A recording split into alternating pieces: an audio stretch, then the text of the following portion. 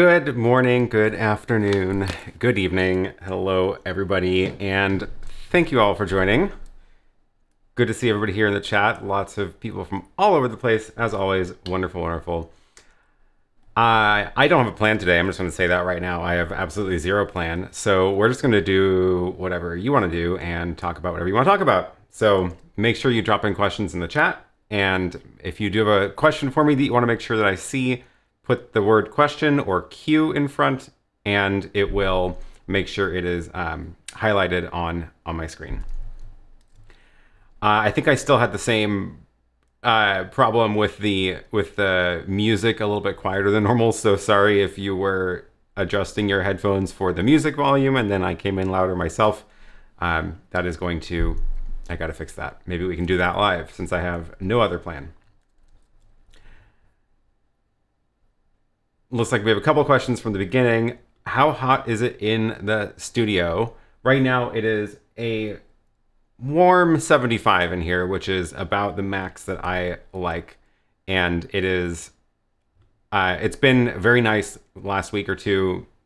Temperatures have been dropping overnight, so it means it's nice and cool and everything can kind of chill out. This is pretty well insulated though, so it retains a bunch of heat. So I had to open up all the doors and windows to drop the temperature this morning before I got in or before we started. So it is going to probably heat up a few degrees by the end of this. And I do not have the projector on because it's just a heater at this point. Have you changed your lights? It seems a little bright to me. I have been messing with my lights. It's very possible that my second light over here is a little bit too much. Let me drop that a bit. I think my camera is exposed. I think my camera is the normal. Yeah, my camera is set to normal, so it's the lights today. I added a second light over here on the desk to try to fill out that so it's not so contrasty, but that I don't quite have the numbers remembered yet. I have to dial them in on this little remote every time, so that's what's going on there. Yeah, it's not just you. Cool.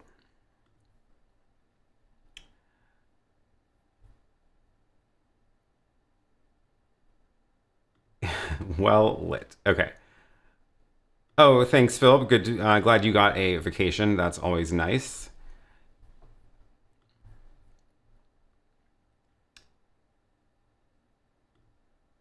Rick asks, curious if you have ideas about how to simultaneously use multiple upstream keys. Let's just get into it. Yeah. I will say that the thing that I have been probably the most happy about, unexpectedly happy about the ATEM Mini Extreme is the fact that it has multiple upstream keys. So one of the things I was constantly doing with the Pro was writing macros to change what the upstream key does. So if I wanted to use it so the upstream key is the only one that can scale videos on the ATEM Mini Pro. So if you wanted to do like a round picture-in-picture in the corner and then switch to doing like a full side-by-side layout or switch to just a different picture-in-picture, you only had one upstream key available for it. So you would have to write a macro to change all the settings, and usually you have to cheat a little bit in order to not get sort of weird flicker effects as it's doing the change, or cut to a different camera and then cut back while the upstream key is not on the air. So one of the things you can do with the ATEM Mini Extreme is you just dedicate an upstream key to particular tasks. So you can have one, I don't know if mine are actually set up right now because I've been moving more and more stuff out of the of upstream keys into the graphics software. But I do have, I don't even have my preview on my multi-view. That's funny. Let me take a look, and I just realized I don't have my camera here. This little camera, so that you can see my screen precariously perched on the side of my desk. But it should be this one. Yeah, that's a little crooked. So this is not the best angle, but I don't have a taller tripod right now. The multi-view, I need my preview on here so I can show you stuff. So the preview, if I go to the main camera and then do what's on my upstream key 1. So I have like a weird chroma key effect. I can just put that on the program so you can see it. So here's my chroma key from the table. That's keying out the green light on the wall. So I might have my one of my upstream keys set to doing. Let's change it over to a DVE, so I can change the settings to do. Yeah, it'll be like a picture-in-picture. So now I can go and show myself on the screen thanks to that picture-in-picture. Scoot it over. And then I might use the other upstream key for doing like the countdown timer, which used to be on the Hyperdeck here, but I've been moving it into the software. But then what it means, let's see, let's put something on upstream key 2. Let's do the Luma key from the ATEM Mini, which is showing my iPad screen right now, not pre-multiplied, and that'll work. And then I'll do a flying key on that also. So here's my iPad screen, and now that's over here, right? So what I can do is not only 2 picture-in-pictures, but this one is being keyed out because there's actually a black border on the sides of the iPad screen here. And now instead of having to worry about like reassigning each one to a particular task and flipping changing my macros, I can just turn one on and off whenever I want to bring it on air, which is pretty cool. So let's see if I can get rid of all that. Yeah, so anyway, the thing that I've been really happy about is being able to dedicate a particular upstream key to a particular task and not have to do all the macros reassigning stuff the whole time. And it just makes it a lot easier to run a show and to also change things up.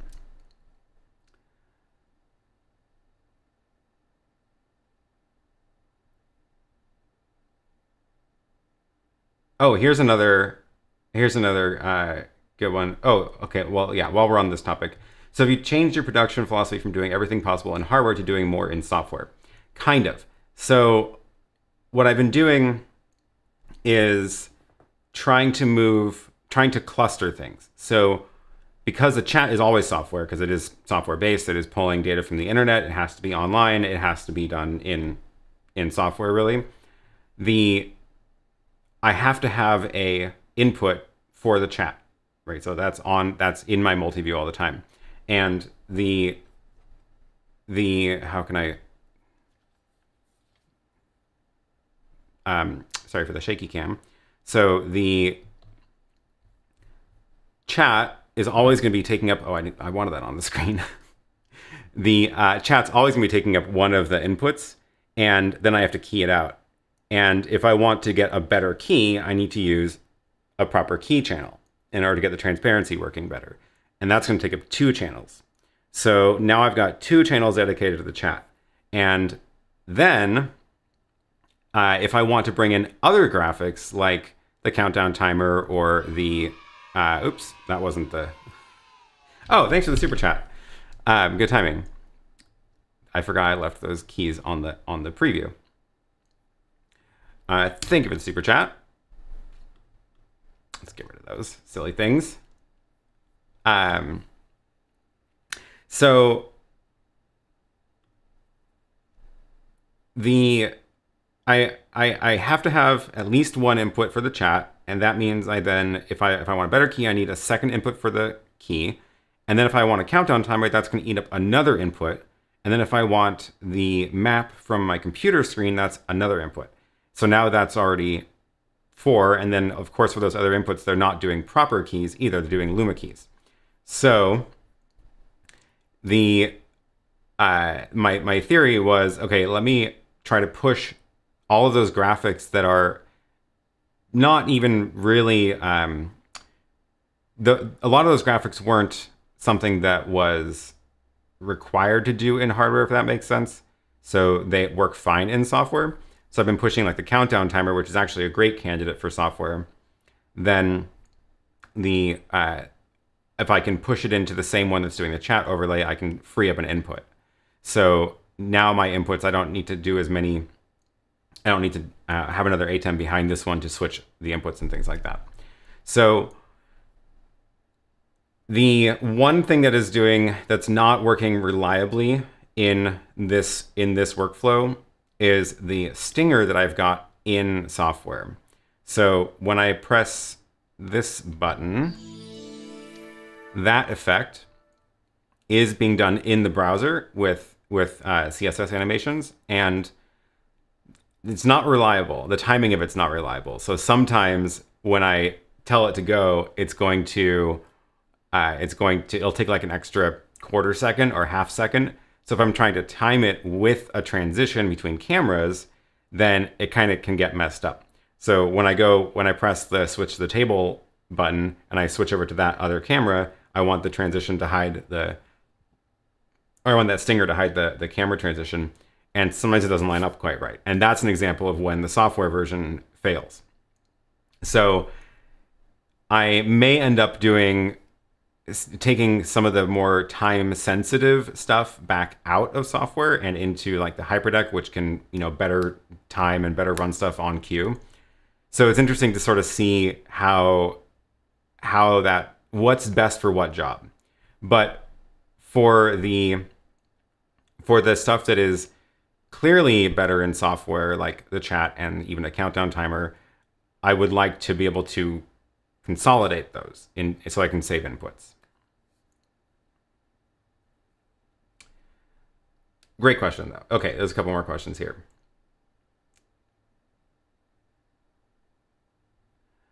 Have you used MixEffect app on the Mini Pro? Seems great with the Extreme, but is it good for other ATEMs? Absolutely, it's good for other ATEMs. MixEffect iPad app is great for anything. It'll control, I think every ATEM is supported, and I don't have my ATEM Mini Pro turned on right now, so I can't actually show it to you.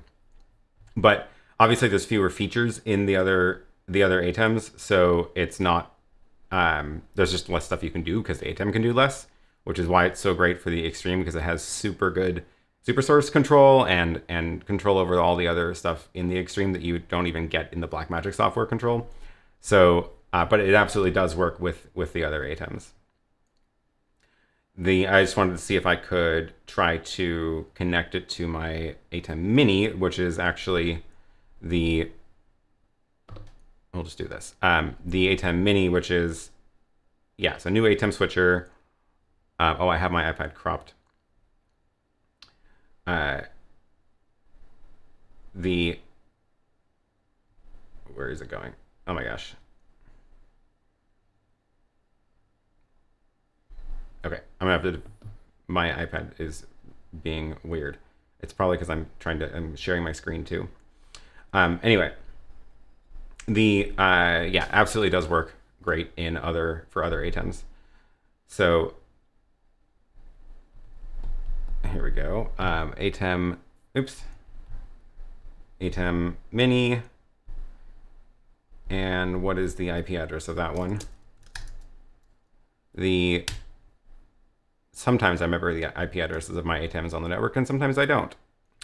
10.11.200.7. And this ATEM Mini is the one that's on my desk. It is the one that actually the Apple TV that is doing my iPad screen share is connected to. I'm annoyed by this super source crop. Where did that come from? Let's just, because I was trying to crop out because the iPad, right, AirPlay does not do full size screen sharing, whatever, this is good enough. So this is the ATEM Mini now controlled by MixEffect, and obviously if I tap one of the buttons, it's going to change what input the ATEM Mini is showing, which is how the screen is showing into the stream. And so you can see, obviously, there's like a lot fewer features in here, right? Because there's no super source. There's only one upstream key. There's only one downstream key. There's no live stream. There's no record. But there is the capture still button, so you can still do that. And there's even camera control. You can still do Hyperdeck control. So it's got all the settings. It just obviously doesn't do as much the ATEM doesn't do as much as the Extreme. But totally does work. Totally does work.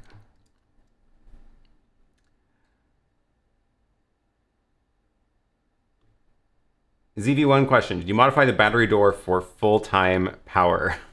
I have not. I have not yet. I don't know if I want to chop up the case like that. And I did take a look at the door itself to see if I could like 3D print one, but it's very, very fiddly.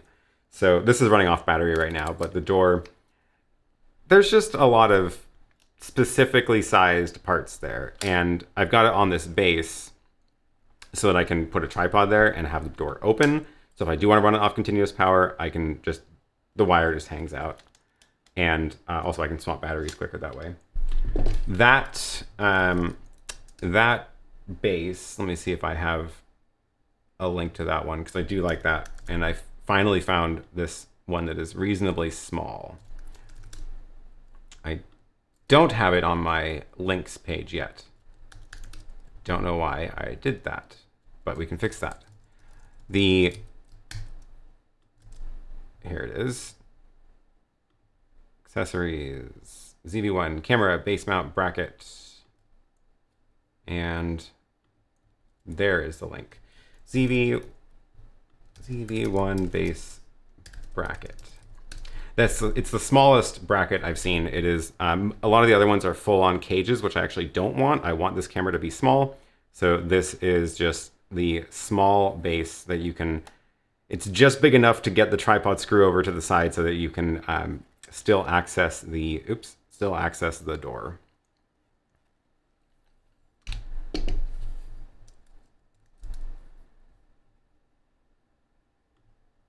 Why is your Extreme stand so awesome? Trying to mount it full of self-space.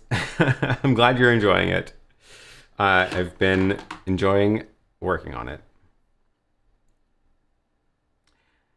Oh, Chris says, thank you for updating the plugin so I'm not dealing with two bubbles for the chat overlay. Yes, I did just push out that fix after last week. Somebody mentioned it. So let me see if I have a tab open to show it. Yeah, so the chat plugin, this is what it looks like when you have the plugin installed and you go to the pop-out chat window. And this is the, you can show a message down here, and that's, you would full screen this and key this out. But I added the new get overlay URL, which gives you a thing you can bring into OBS or other software. And now when you click it, it takes it away. It removes the thing from the bottom so that now when you're clicking these, you don't see it on the screen. It just sort of checks it off, it turns it gray. And then it is sending the messages up to the server where you can grab it in the overlay window. So if we go look at that and put that on one side, put this on the other side, you can now resize this to whatever size actually makes sense, which is nice. So you don't need to have it full screen anymore. So you can just like click these and now they show up in this pop-out window. So yeah, that was an update from last week, and thanks for the idea. I don't remember who that was, but that was great. Oh, and thanks for the super chat. I appreciate it.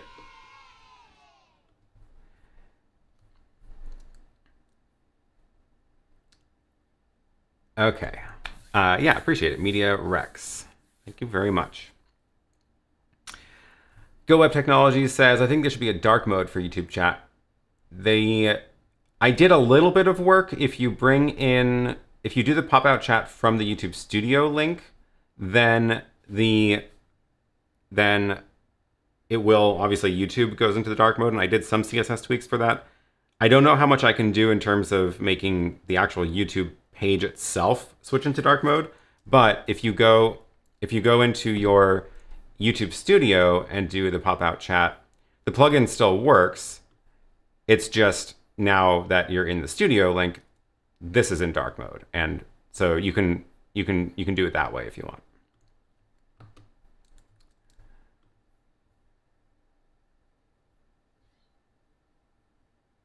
Larry says, I connected my Canon XA20 to the ATEM Mini Pro, and the video feed kept blinking via the ATEM not in the camera. How to fix it? So there's a couple of things that might be going on, and this kind of stuff is, unfortunately, there's no like one simple answer, but the cable is probably the problem, and I would say it's either a problem in that the cable is too long or not thick enough. So some of the cables are like super thin. Like I have this really slim one for this camera because I don't want it to be pulling on all this stuff. But those aren't going to work for a long distance. Those only work if they're short. So the thinner the cable, the less strong it can be to get a signal through it. So if you have a longer cable, you want to make sure you get a really thick one, you know, that can transmit the signal better. But even still, the cable, some cables just don't work with between the camera and the ATEM, because it also depends on how strong the camera's outputting. So I've used like a 15-foot cable that works great with one camera, and then another camera it just doesn't work. So just swap out cables until you find one that doesn't have that problem.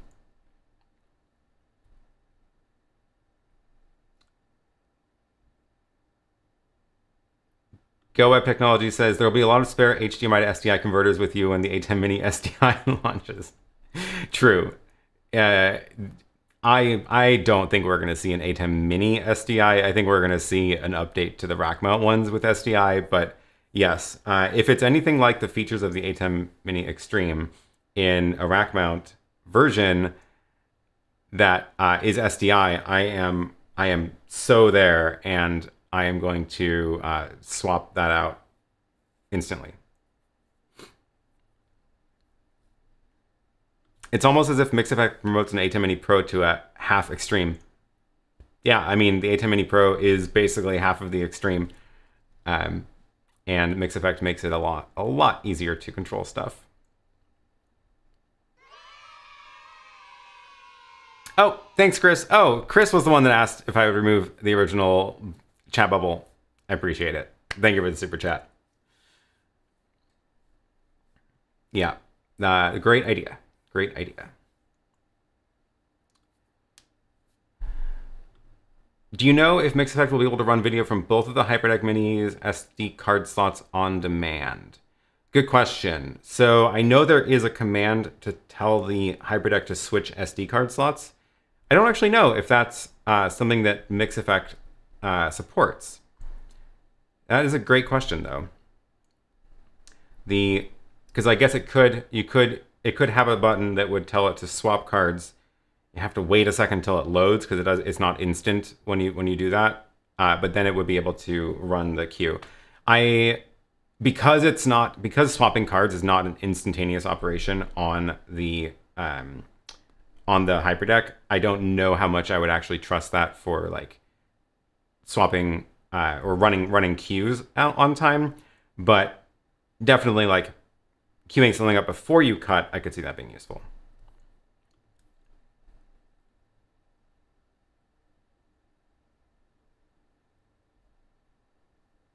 The Hyperdeck is getting a little long in the tooth. I'm hoping for an upgrade soon. I agree. It's not new anymore, and it is missing the top 4K resolution, like 4K 60, I think is what's missing. So it can do 4K 30, and it's amazing that it supports 4K at all, because it's several years old, but it doesn't have that top frame rate of 4K, which is a little bit annoying. And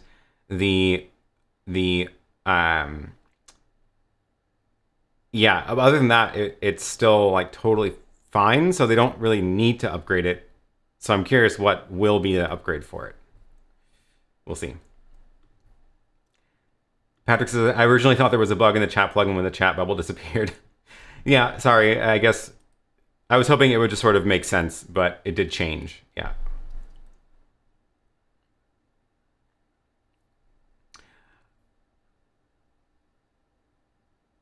I'll bid $50 for your old Extreme. $50? Yeah. Okay, we'll see. We'll see about that.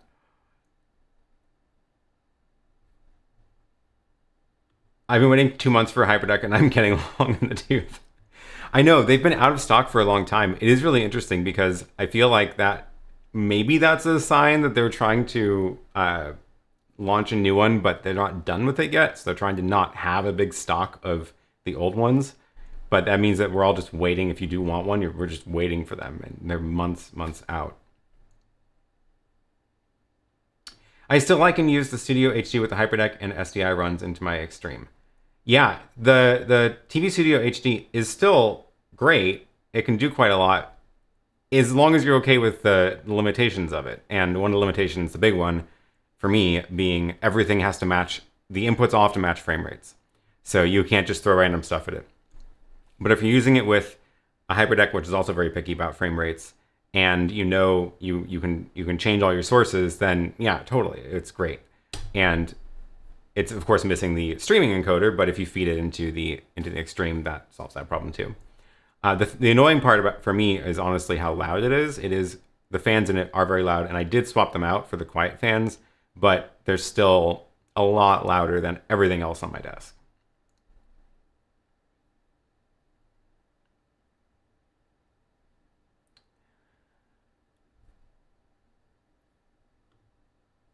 Would you consider doing an ATEM stand to go onto the side of a Rodecaster Pro?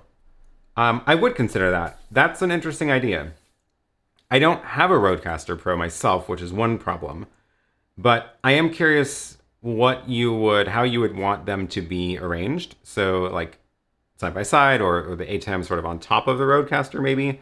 But if you want to send pictures of how you would want them laid out, like just kind of hold them in place or something and then take a picture, send those to me on like Twitter or Instagram, and I would be interested, because I feel like that's a pretty common combo, I guess, is the Rodecaster with the ATEM. So makes sense. The trick with any of these stands is it's a lot of work to design them and produce them and promote them and all that. So I don't want to I can't just make random one-offs for random devices. There has to be a big enough market in order to actually sell them, in order to justify the work. So that's always the question, is like, if this did exist, who would buy it and how many? So I need some other way to sort of gauge interest in new combos of things. I figured the StreamDeck was a good bet, because I know a lot of people like myself are using the StreamDeck with an ATEM because of Companion, and I figured that was a good enough combo to make it worth it. So that would be it'd be interesting. Please update us on when you have a StreamDeck 32 key. You mean the stand for it? That's already out. That is done now. So let me see if I have the 3D model of it here. Oh, that's the wrong one. I have too many files open. I guess I can just go to the website instead. Yeah, let me just go to the website instead. So PK1.tv, I'll just drop that in the chat. ATEM Mini stands. So PK1.tv, that's where you can find all of the stands, and it links to the stands themselves, both the Extreme and the small one, all the accessories, the little back feet, the clips, SSD holders, the aluminum base, and here are the StreamDeck stands. So we've got the StreamDeck for the 15 button for both, and then the XL, which is the 32 button. Am I counting that right? Yeah, it's 32 buttons for the Extreme. And I didn't do one for the small ATEM Mini because I didn't feel like it was a good fit. But it is a great fit for the Extreme because it matches the size nicely. So that is available from this link. And I think I have a page for the StreamDeck extension too. So I'll just drop that in here too. The StreamDeck extension has its own page, and that has more photos of each of them. And you can get this on both the right and left sides as well. It's not just on the right side, because it's just a mirror image. So it's really easy for me to, I'd only design one of them and then I just flip the design and it works on the other side.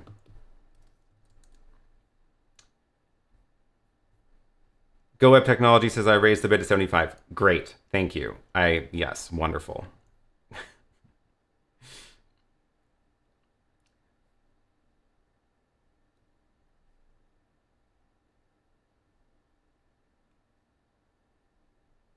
Here's a good question. Where can I set the macros 1 to 6 on the physical buttons on the Extreme, or does it just use macros numbers 1 through 6? Yeah, it is just macros numbers 1 through 6. So the annoying thing is you have to sort of plan for that. And what that means is, let's see, let me show you a trick you can do. So if you've been recording macros and you have them all over the place, like I do, where, let me get rid of that chat. So if you have macros all over the place that are just like on random screens for whatever reason, and then you want to turn them into the ones you can use on buttons, you have to bring them into rows 1 through 6, or macro slots 1 through 6. And there's not a good way to do that here. Like, for some reason, you can't just drag them to reorder them. They're baked in. So instead, what you have to do is go to File, Save As, and then save your ATEM, save your XML. So we'll just do ATEM Mini Macro Test. And you only need to save the macros. So you can uncheck everything, check the macro button, save that. And then you can go into where it saves it, which I've got a folder full of these. What did I call it? ATEM Mini Macro Test. And if you look at this in a text editor, not Microsoft Word, like a real text editor, you'll see what it's done is it's saved all the macros in this XML file. And this is all of them, right? And it's only the macros. So here's the one at index 41, here's the one at 35, and here are the ones in slots 1 through 6. They are indexed by 0, so 0 is the first one because they are programmers. So 0 is the first one. Or rather, this is the one that corresponds to button 1, so you have to subtract 1. This is button 2. So if you want to change them, you can, if you don't need this, you can just delete it. You can just be like, oh, I actually don't care about that macro anymore. Or if you want to save it, you could move it, right? So you can just pick a number that's free. So like, I don't have anything in slot 42. So I can just change index 0 to 42. And now button 1 is available. So I can go find the macro I want. And let's say it is my, what's a good macro to put in button 1? Some of these I don't even use anymore, because some of them are when I had other inputs on the graphics. Okay, how about we'll just do a really simple one. This table camera, it's actually going to be camera 2, and then I'm going to put that on macro index 0, which is the first button. So am I going to regret this? What is this macro? Supersource main and iPad, which is, I think I'm actually using that one. So I don't want to reassign that one. Let's do a different one. I'm not using this one anymore. So this is button 1, 2, 3. This is button 3. So I don't care about that one anymore. So we'll reassign it. And then button 3 is going to turn into the this one. So you have to subtract 1 for the index number. Save that.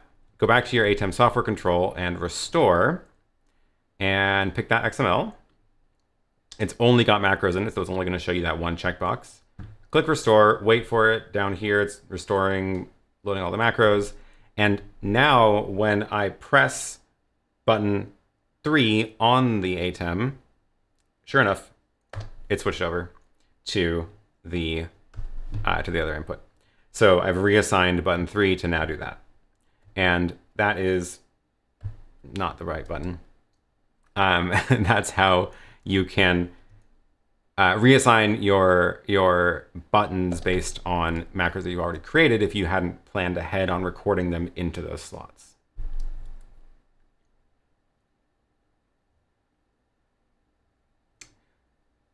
Is there any way to call a macro from another macro? No, as far as I can tell, that's unfortunately not the case, and that is a great great feature, but I don't think they could even really make it work that way because the ATEM can really only run one macro at a time. So when a macro is running, that is the one that is running and it's stepping through the sequence. And if you try to run another macro, it'll like take over. So the only way it could even work is the very last action in a macro would have to be the one that calls another action, but it wouldn't be able to go back. They could maybe pull it off, but it's quite a different way of thinking about things. And I have a feeling there's a bunch of hardware in there that doesn't work that way. The best you can do is sort of, manage your XML file manually and like create templates for yourself. So if you know, for example, that you have this sort of, here's like this DVE section, which is going to set one of the upstream keys to DVE and scale it to a certain size, you could like save those lines out in a new file, and you can write comments in here like this. You can say set upstream key 3, or actually that's probably 4 because of the key index, to small picture in picture, and then you end the comment like that. I'll make that bigger so you can see it. So if you comment your stuff and save these in like a little text file, then when you want to go create a macro that does this, you can just copy and paste this into like a different macro. So you can be like, okay, now I want that over here, and then it'll work. But that is going to require that you are like super on top of maintaining your XML file and keeping track of how you're using it. But it can definitely work. And yeah, so that's sort of combining macros in XML. So you can copy and paste the actions from one macro to another to make your own XML and sort of rearrange them. And I actually do that a lot when I am building the macros, especially the complicated ones. What I'll end up doing is I'll be like recording a long sequence like this, and then I will realize I messed up the order. And I actually wanted, for example, a really common one is I press a button twice, like this, right? False, true. So I actually don't want the false there, so I'll take it out. Or maybe I actually wanted it to turn off at the beginning so that I can make changes to it and then bring it on at the end. Although in that case, you need a sleep, so I can go grab this macro sleep, put that right before here, and you need one frame of sleep in order to have these effects, have these actions take effect before you bring it on air if you don't want to see the little flicker of things changing. So I'll do that all the time where I'll be like, oh, I messed up recording the sequence. I actually wanted to change this thing before that, or I need to add a sleep and I've already got the rest of the macro working fine, so I don't want to have to re-record the whole thing. So you can sort of pick and choose and rearrange your macro XMLs in order to do that.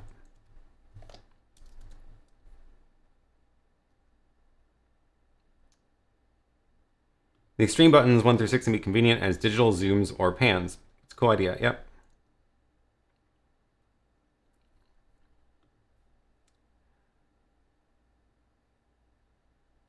Do you know why the ATEM won't connect to the Hyperdeck every time I start it? It shows the correct IP address, but a red exclamation mark. So I've had a similar problem with my Hyperdeck, which is that after a while, the ATEM loses the ability to control it. And like, if you look at mine right now, I've got the little red exclamation point. And I don't know where the problem is, but I've had this problem several times. I think it might be my Hyperdeck's fault. But usually it's, usually I have to restart the Hyperdeck in order for it to fix it, which is not great. Or sometimes if you change the IP address back, it'll then connect to it. But I have a feeling it's in that stuck state. I don't know what's going on here, but yeah. So in order for the ATEM to connect to the Hyperdeck now, I'll have to restart the Hyperdeck, which is pretty frustrating. And I've had that happen several times, and I don't know if it's the Hyperdeck's fault or the ATEM's fault. But yeah, definitely annoying.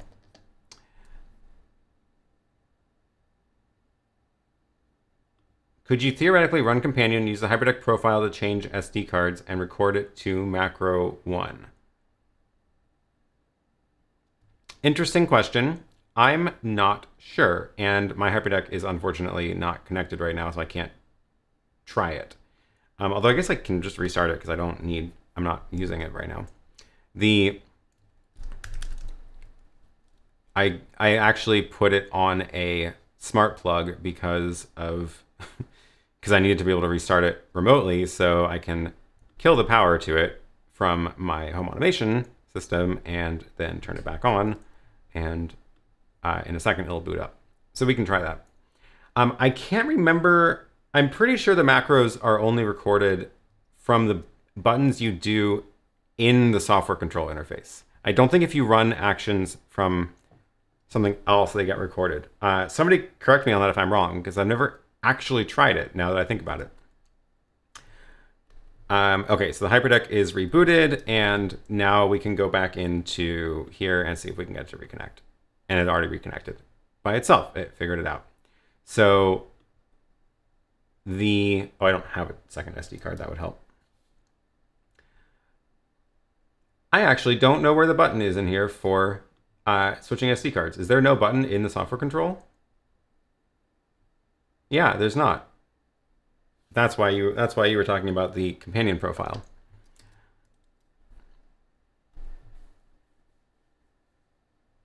So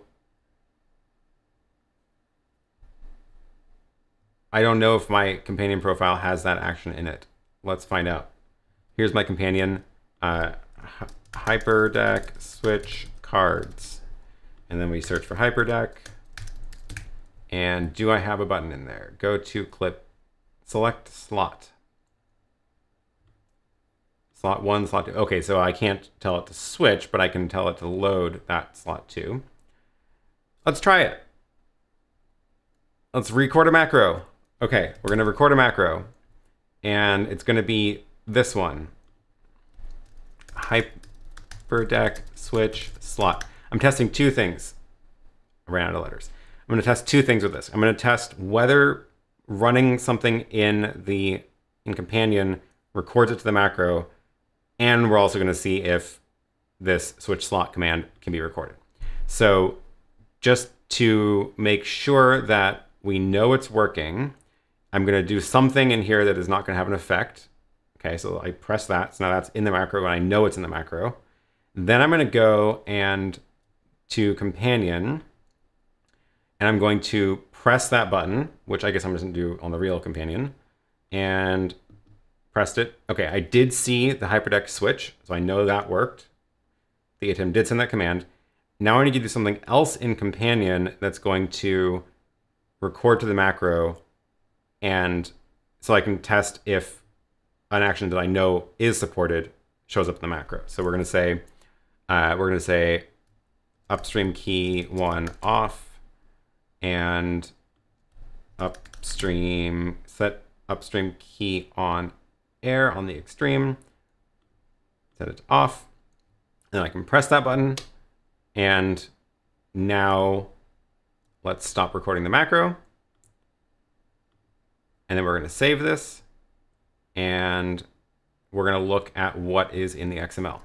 So this is how I test this stuff. Here's the file it created. Oh, it saved everything.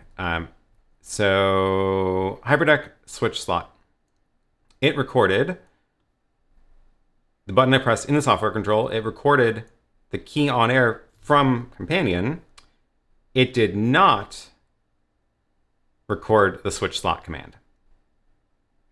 So we now know that the switch slot command is not something that can be recorded into a macro, but we do know that you can record actions in a macro that were triggered from companion, which is very cool.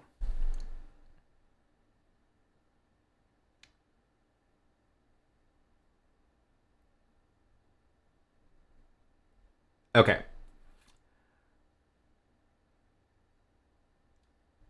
Oh, people are talking about oh, how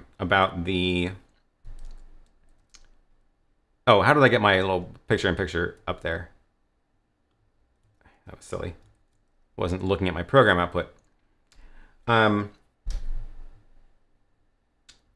It looks like there's other cases of that happening. So what I do to fix it is entering the wrong IP, then connect, then enter the correct IP, and it connects. Yeah, that usually works for me, but then sometimes it also gets in a state where it is completely, the networking is completely busted and I have to just restart it. Did you have Hyperdeck connection issues when using the Studio HD also? I don't know, because I was not using the Studio HD in a studio. I was using it in a flight case for gigs out and about. So I never had the equipment turned on for a very long time. This only happens when the Hyperdeck has been on for a couple of days. Then I come back to it and it's lost the connection to the ATEM.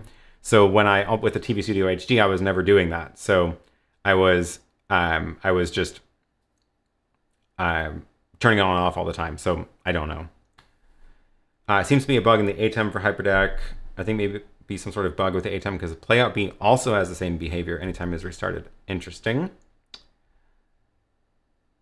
That happens to Playout B at the start because there's a crossing with the starting queue. You need to have the ATEM on for the Pi, but it wants the IP of the Pi. But sorry, that was too many words.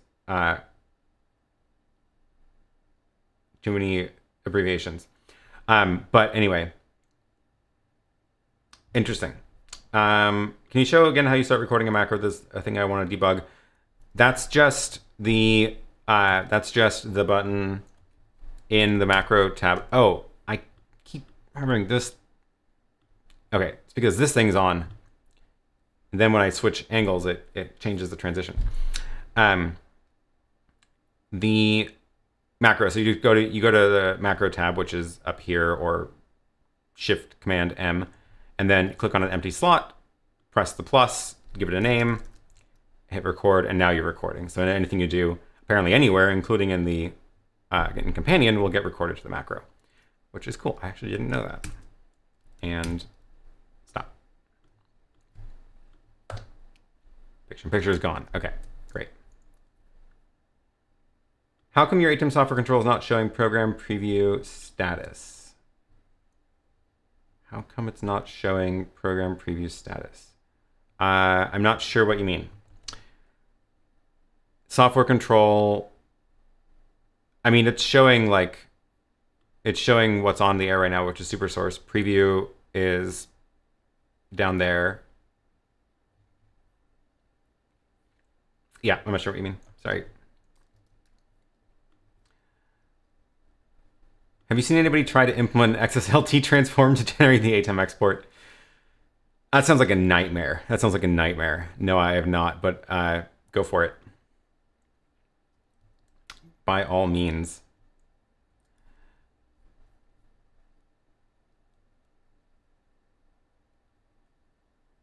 I have to change the IP address in the Hyperdeck reference on the ATEM, let it time out, put the correct IP to change it back in and reconnect.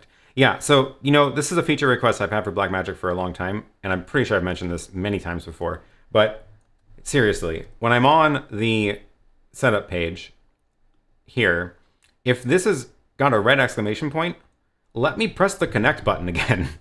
So like if I try to set up a second one to an IP that doesn't exist, it's going to time out, right? It's timing out because there is nothing at that IP, which is fine. But let's say that my Hyperdeck was set to that IP and it was just off, and now I turned it on.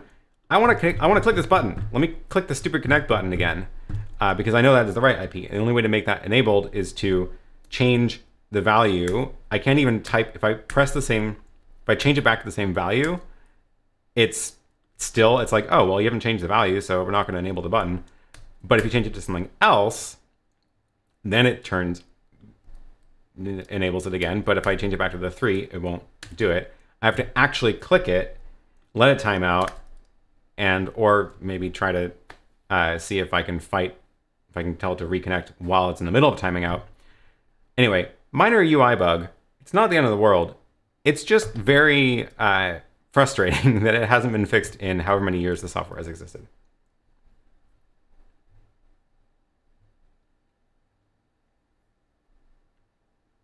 My ATEM software control has this annoying thing that I need to click the name box to write the name for the macro. Oh, yeah. I guess the Oh, I guess with mine it auto focuses the field when I click record, but I could see how that would be annoying. The Pi needs some resolution and frame rate from the HDMI port, but the ATEM wants the Pi to be on and connected. Oh, interesting. Yeah. That makes sense. If you're booting everything up from zero, they kind of fight. The timing doesn't work out. Yeah.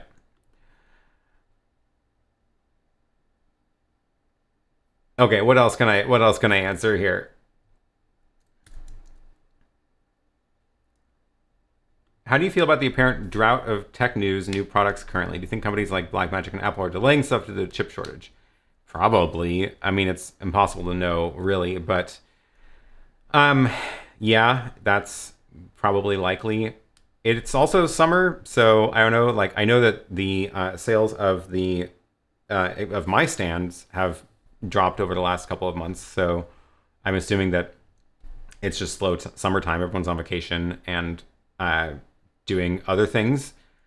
So, but yeah, it's been it's been a while since we've seen new stuff. So I would like to get some new streaming gear soon. But I do know there is a couple of new things coming, and one of those is the YOLO Box Pro. So that's going to have three HDMI inputs, and they've been posting about it on their Instagram for a while, and that is going to show up here very soon. So I'm going to be doing a stream from that device soon. Keep an eye out for that. It'll be fun to check that one out.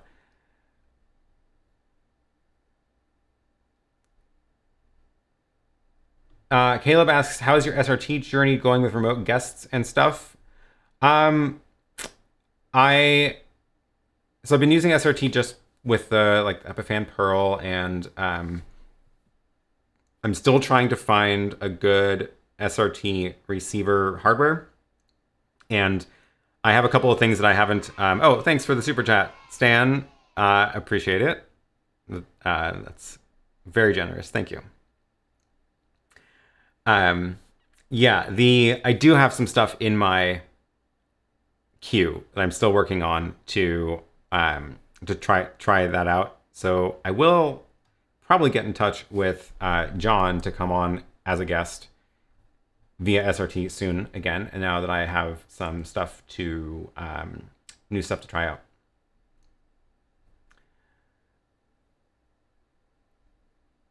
Oh, Robert, I missed this earlier. A stand would have to go on the bottom of the Rodecaster due to the inputs being at the top. Oh, right, the XLR inputs. See, I don't have a Rodecaster, so I don't even know like what it looks like. But do send me a picture of how you would want to see an ATEM stacked on a Rodecaster or next to or above or below, and I'll see what I can do.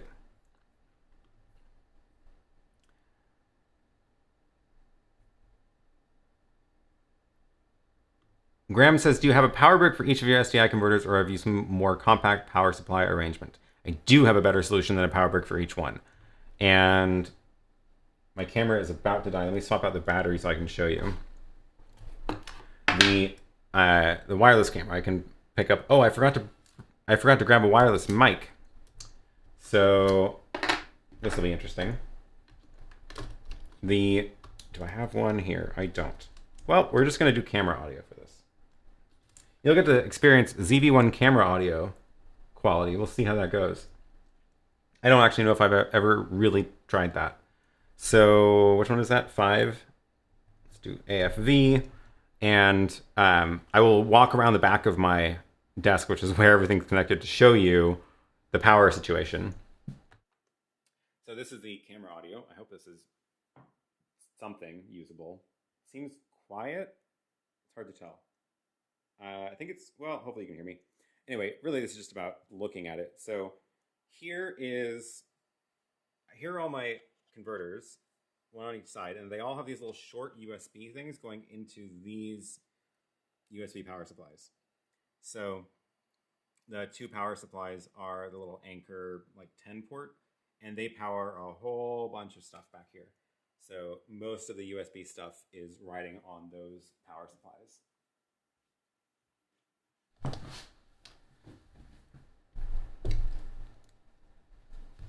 So I get for not using headphones. Camera audio is inaudible.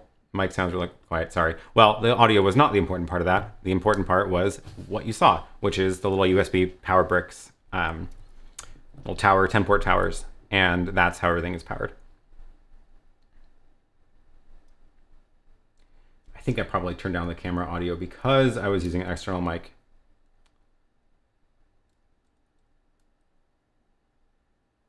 Sometimes while you're reading out so still, it looks like my video is frozen. I need some sort of little animation going. Camera audio is quieter, but otherwise clear. Okay, cool.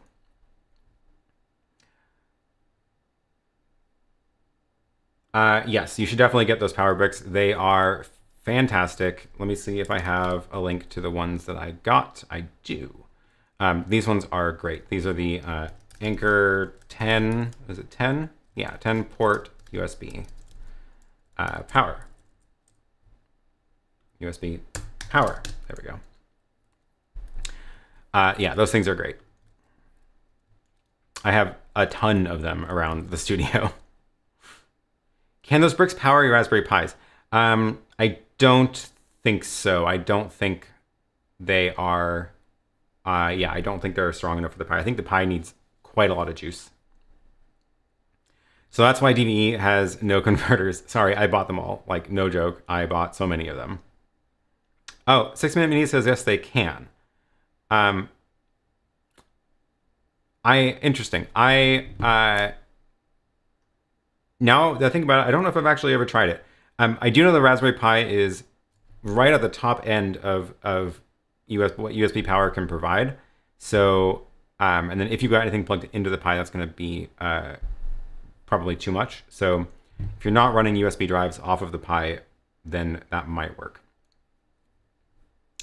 Sorry if I missed it. What SDI converters are you using? Those are all the Blackmagic bidirectional ones, and I've mentioned this before, but I'm really unhappy with the auto switching mode of the bidirectional converters, and I want them to fix it. I want them to fix it so that I can lock it in bidirectional mode, because right now if you yank one of the sources out, it'll switch into mirroring mode, and it just throws it's chaos in certain scenarios. So the it is, yeah, it's not a fun experience. The decimator ones, you do lock into a certain mode, and the decimator ones, I probably should have got those instead, but yeah.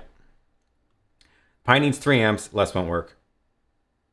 Only the ones with a higher power output. Yeah, when you do look at those USB power bricks, this is why I linked to that Anker one, because some of them will give you like a total wattage that's less than, or if you were to run it at the full output, each power outlet gets less than the full what USB 2.4 provides. The Anker is only a max of 2.4 amps per port. Okay, so 2.4 is like what the USB spec is capped at for that, and the Anker will run that, but make sure that you are, if you're looking for other brands, careful that you don't get like a 10 port that is only like 30 watts, because then you've only got 3 watts per port instead of 6 watts per port like the Anker one. And they do that sometimes to sort of like trick you and cheap out on the hardware. So the thing about the 2.4 versus 3 amps is the Pi might boot with 2.4 amps, but you're going to end up with you're going to be really unhappy about it later, because as soon as you try to like run the CPU or do anything stressful, it'll like glitch out. So you do want to make sure you're using like the power supply that the Raspberry Pi recommends. The bidirectional have the power right next to the SDI, making it hard to mount on a rack mount. I see rack mounts with single direction converters. Yep. Do you have a special use case for the bidirectional versus the single directional? No, I just needed so many of them because I was trying to convert so many directions. So without the bidirectional ones, I would have had to have twice the number. So the twice the number of converters, which is a lot more things to power also, and a lot more mess. That's why I went with bidirectional ones, but honestly, because of the problems I've had with them, I run a lot of them in single direction mode, because if I'm going to be unplugging stuff from one or rerouting using the SDI matrix, then I don't want that experience of having it switch into mirroring mode. GoWeb Technologies says, off topic, how is that plant surviving? That plant, you may notice, has literally never looked any different because it is not a real plant. And I knew that if I tried to put real plants in here, I was going to have problems. So I bought fake plants for everything, and I've been very happy.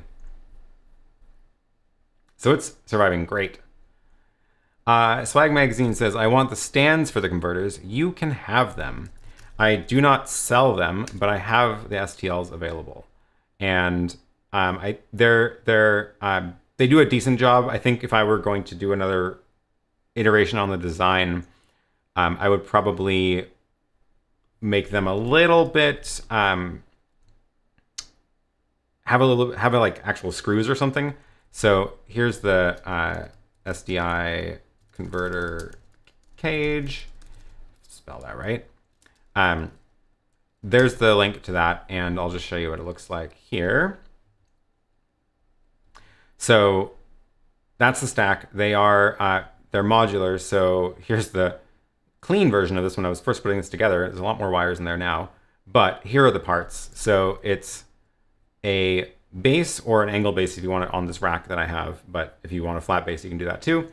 Then you get as many of these as you want, and then, as many of these as you want. These pegs go into the bottom of the next layer, and then for the top layer, you do this one, which has the holes on top. Oh, and that's actually the top piece on the bottom. You don't put something on the bottom. What am I saying? This is the cap for the top. But they're all just sort of friction fit, so the little peg slips in, and that's how it's held together. So they're not like, you can't like pick this up because they will slip out. If you want to, you could glue them. You could put glue inside there, and then it'll be really strong. And it's designed so that the converters do slip out. So there's like, notice how there's on one side, there's like a little, a bigger, where is it? Okay, it's that lip. That keeps it from going out the back, and there isn't that lip on this side, so you can pull it out. There's a little lip on the bottom, so it doesn't just slide. So you have to like pick it up to pull it out. But it works reasonably well, and I would not recommend it for if you're setting up something that's going to be moving around a lot. But for a stationary setup, it's really nice to be able to just create a stack of these and not worry about it. And yeah, the files are downloadable from that link. It's not something I've got in the store.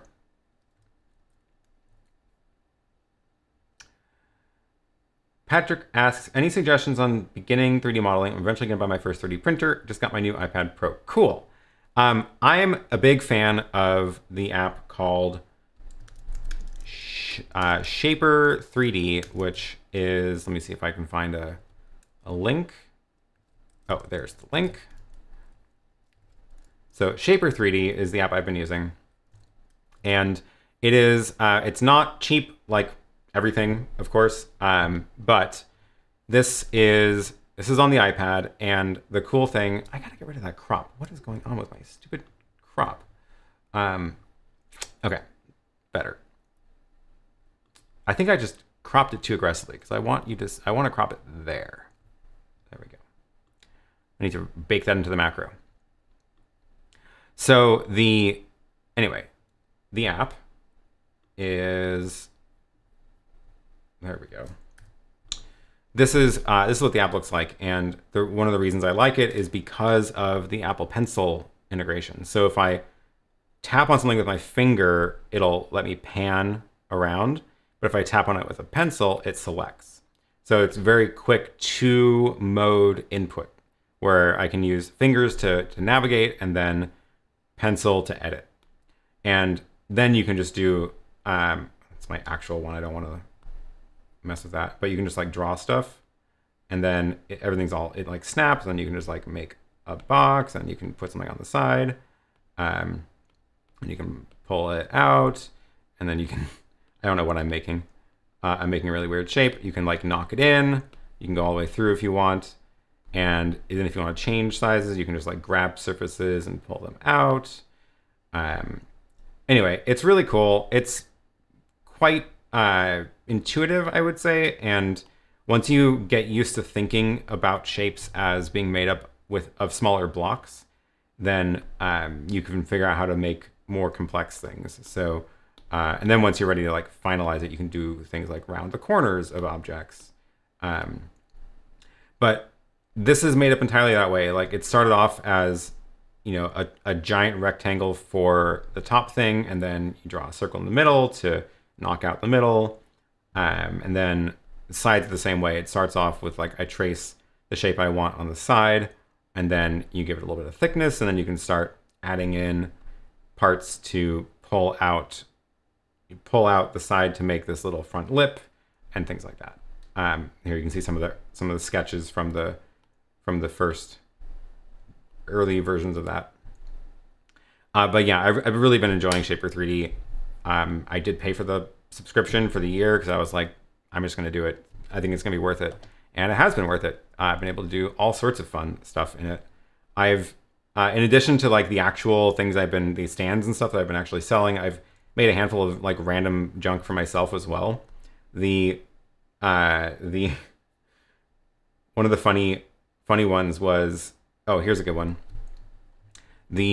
So I got the AirTags from Apple, and I wanted to put one on my bike, but my bike doesn't have anywhere to like put it because the AirTags don't have any like, they're just a little puck, right? So I made a little case for it, and if you look at the inside of this, there's the top. Get rid of those, and then let's see, where's the AirTag? Oh, it's over there. Somebody made a model of the AirTag, so I brought it in just to estimate it. But I made this little case for it that lets it sit in there, and then these little channels are the exact spacing of the rods on the bottom of my bike seat. So once you put the two pieces together and attach them with the screw and a nut, the sides here hold on to the bike bars, and now that's under my bike seat, and it's like pretty much permanently mounted there. That device has a market size of approximately 3. So not going to find that for purchase anywhere, and I'm not going to be able to make any money off of selling it. So I just made it for myself. And then my espresso cup, what do you call it? The thing that you put the espresso grounds in, and then that's where it pours out. I don't remember what that's called. The little clip broke. I created a replacement part. So it's pretty close to the original. I had to do things a little bit differently in order to make it 3D printable. But that little thing, that's the orientation of it in real life. And that holds the little filter from falling out. And I could have bought the real version of that from the manufacturer for the $6, or I could have fun and model it myself. So fun. Oh, and then last one I've been working on. Is this SD card wallet. Again, completely pointless exercise because you can buy these things for like $5 on Amazon that are made of injection molding and are probably actually better quality, but I wanted to try it. So that's what it looks like. It's got 3 slots for large SD cards and 6 for the small ones. And you can see it's got these little lips on top to hold them down. So you just slide in the SD card and it's just friction holding it in place, but it's not going anywhere. And then you can just slide it back out. Some cards, it turns out, are slightly different dimensions, as I've learned from testing these out. That one slipped in a little bit easier, but now I have a little SD card wallet and I can make as many of these as I want because I have the model done. The first version that I did of those was a 3-part, there's 3 layers, and I had to glue them all together, and it was really annoying. But inside this one, there's a little mechanism to grab the little notch. And this one's really satisfying. It like snaps in there, and it is extremely satisfying to put in, but I had to make it in 3 parts and then glue all the layers together, so it actually doesn't feel as nice. And it's a little bit thicker because there's 3 layers instead of this one, which is just 1 piece. So it's been fun anyway. That's just a long way to say that I've been enjoying using the 3D modeling software to just make random stuff. Okay, what else have we got in here? Temperature's up to 80 degrees, by the way. 5-degree increase over the last hour. In case you upgrade your Pi with the PoE hat, will work fine, but it also depends on the PoE output on your Switch. That's true. I should probably power my Pi with a PoE hat. That'd be nice. It'd be fun to have a tour of the rack beside the immortal plant.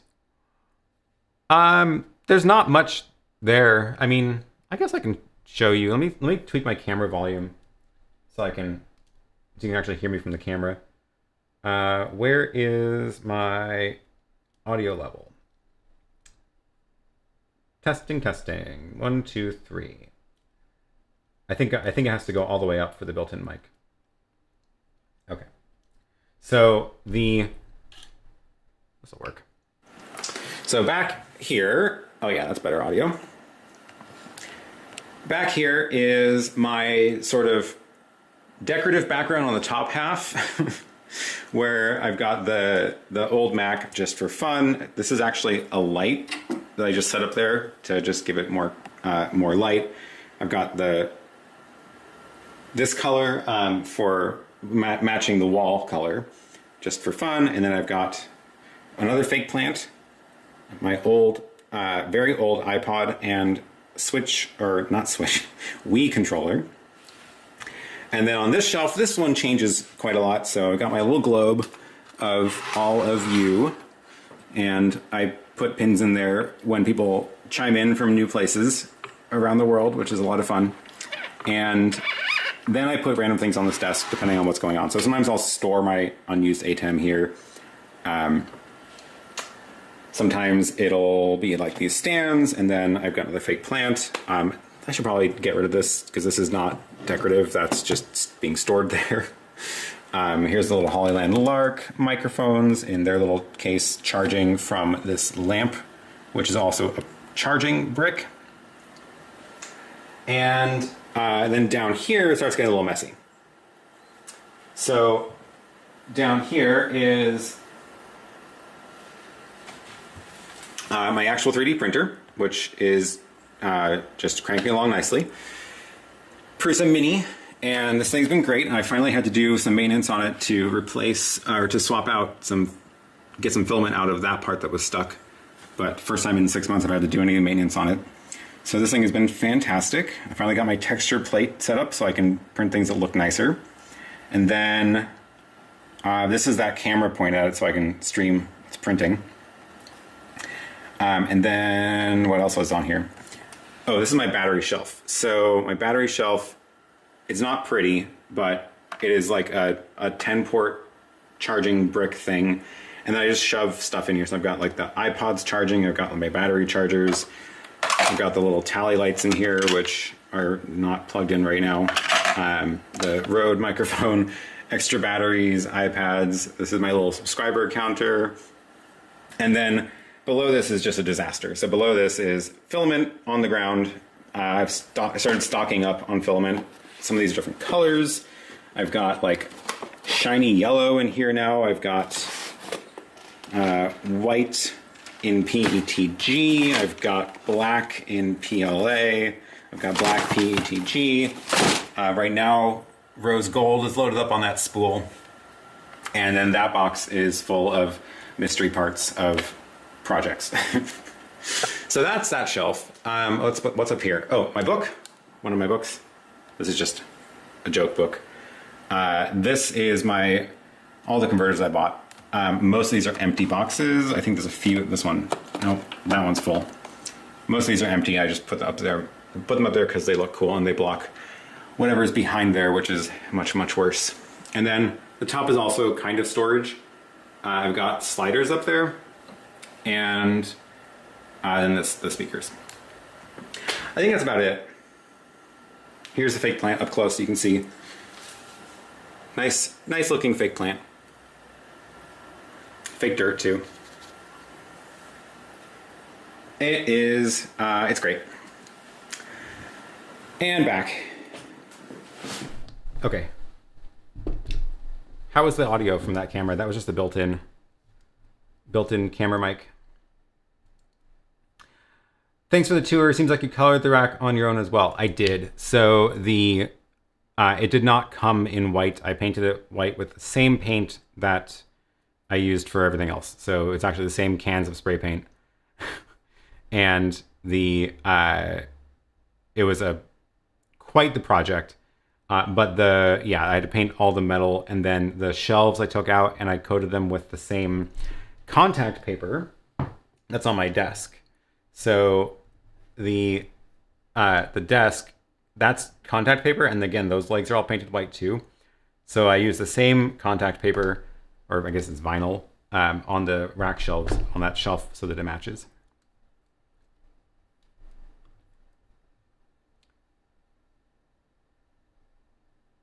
All right, abstract art. Do you have any issues with dust or lint getting onto the contacts for your SD cards using the one layer? I don't know, I haven't had it for very long. I just finished this model like 2 days ago, so we'll see. But I have been storing my SD cards on my desk in this, which is not something I designed. This is something that I found on Thingiverse. And they've been living in here for months now. I think that was one of the first things I printed on the 3D printer. But when they go in, they, ooh, that one's kind of loose. Interesting. But the little lip is doing a decent job of keeping it in there. But they're not exposed, right? It's all closed up pretty well. Anyway, this is just for fun. I don't know if this is actually a good design.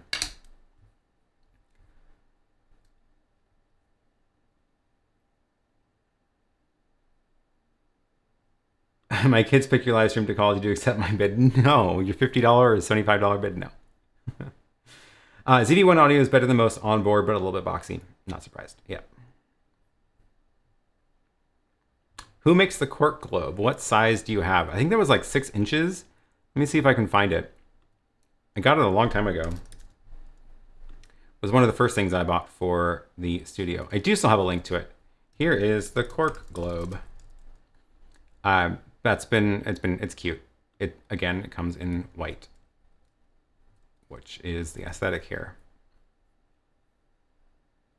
Audio level is much better, but there was some background noise. Curious if that was the preamp on the camera mic or your AC fan in the room. The room is reasonably quiet, so I think it may have just been camera noise. The only noise in the room is from the fans on the SDI matrix, which are pretty quiet.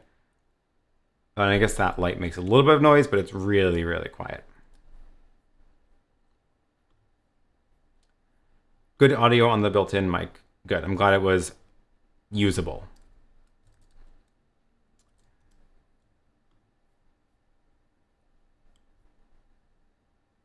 My wish for the ATEM Mini Extreme would be to have the super source in the end and not in the front. Super source in the end and not in the front. I don't think I understand what you mean. One of my feature requests with the super source of the Extreme is I wish it would record it as an ISO feed, because it is not right now. And internally, it is like an angle that you can switch to. So, you got the buttons on the front, so you can switch between your camera inputs, and then you can just be like, I'm in super source now. So it's kind of like, it is internally a video feed. So I feel like they should have also recorded that one.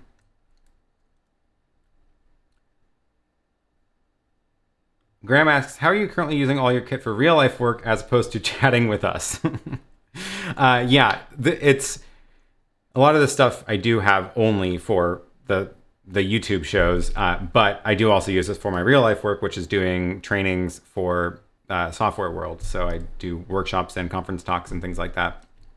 And I definitely don't need this much stuff to do those well, but when I do have sort of new things or unexpected situations that come up, and it's not like just me with one camera and a computer where I'm in a conference, it is very nice to have all of this stuff ready to go, because I can do things like oh, we need to bring in a guest. Well, I know how to do that. I've got it all set up to run a guest video through video.ninja or whatever, and bring them into the show.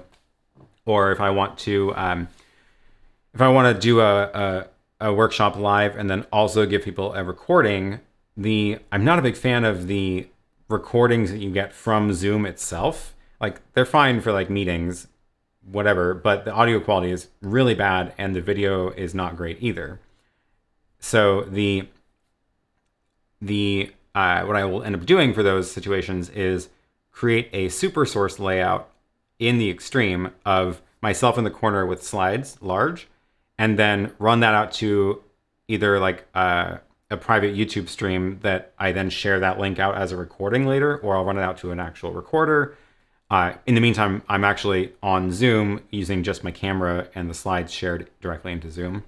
So that's something that, like, doing that from scratch, if I was using a much more reasonable setup of just like a single camera and a capture card, it would then take a whole bunch more layers to get to be able to do that point.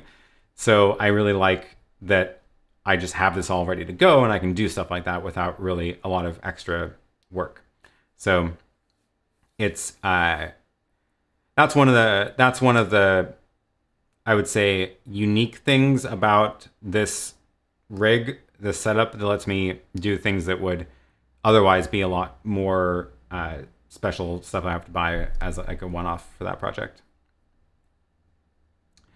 Where are you going with streaming hardware, ATEM Minis, web presenter, or other hardware, or will you be cloud-based only? So today I'm not cloud at all. Today is all hardware from the studio, and the only sort of cloud-like thing is the graphics. However, I'm bringing them in through OBS locally. So my OBS on this machine is the one that is pulling in that browser source, outputting it over the Ultrastudio to my ATEM. So I'm on total local production today, and that means that like my SSD is recording this drive with this show right now to the hard drive. Same thing that's being broadcast to YouTube. So I like that workflow still, but as soon as I am not in this room, then I need to start thinking about new ways to accomplish things. One of the ones that I still want to do a real show on is streaming from the stream comes from the studio with the same graphics and stuff set up this way, but my camera feeds are all remote, where I'm outside of the studio pushing video to the studio that pushes up live, rather than the Lightstream Studio tests I've been doing, where I'm pushing everything into Lightstream Studio and it's pushing live. So if everything is needed for work, it's a tax deductible expense and not just for fun. Oh, absolutely. Like as soon as I started getting income from YouTube shows, at that point it's no longer just like, that's a business. It's 100% a business at that point. So everything is of course tax deductible, and business expenses all over the place. So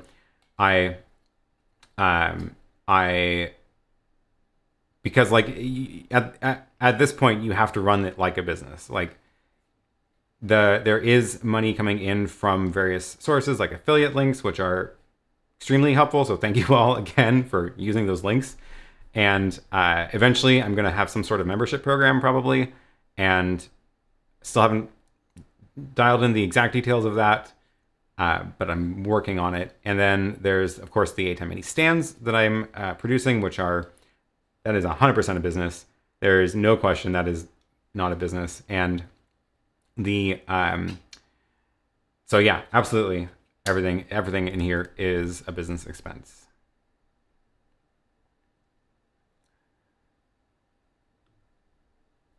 Oh, good question. ATEM Mini Pro ISO, Pocket cinema camera, cool. Lumix 12-60, that's a great lens. To connect two offices, Streaming Bridge or Bird Dog solution. The nice thing about the Streaming Bridge is that there is no fiddling. It just works. Like, plug it in, it works, no questions asked. Keep in mind, both of these are gonna be one way though, so you don't get a bi-directional link.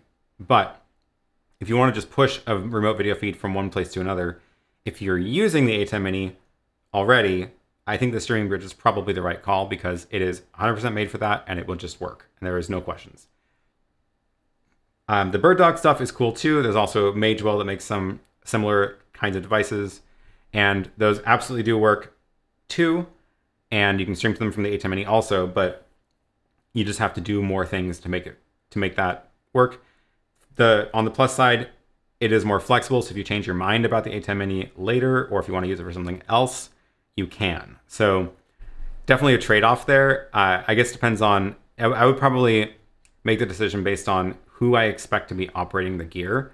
So if it's just me, I might go with the more flexible solution that's going to take more work to use because I'm willing to put in the extra work. But if it's something that I'm going to be setting up somewhere and other people are going to be running it and I have to write down instructions and like train people, I want as few moving parts as possible.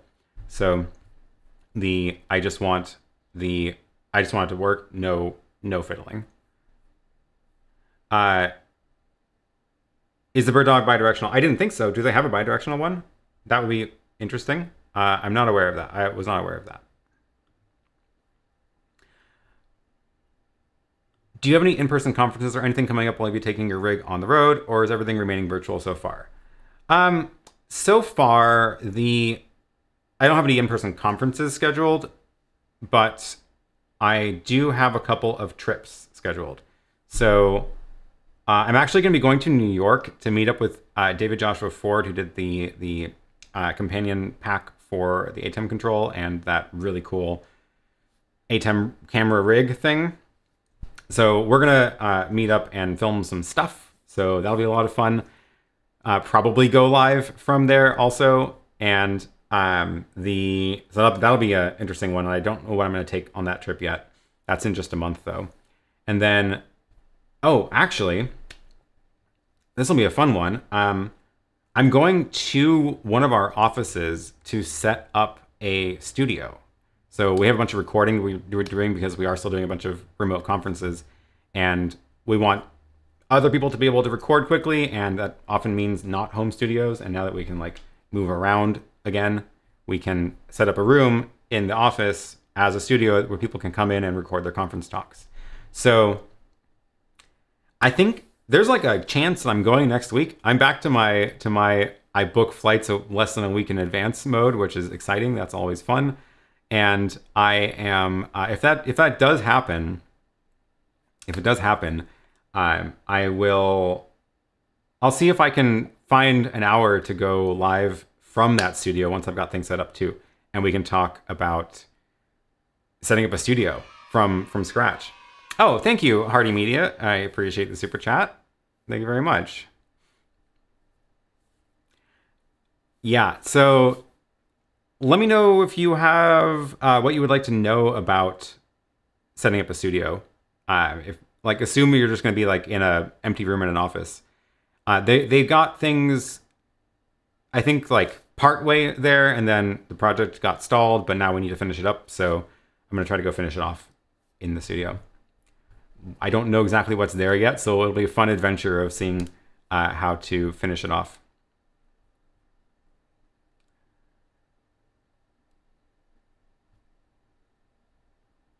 I know it's late. Can you show the workflow from the browser source from OBS to ATEM? Yes, I can. Let me get this camera here so I can show you the device that's doing the work. I don't know what I pressed on my iPad to make that happen.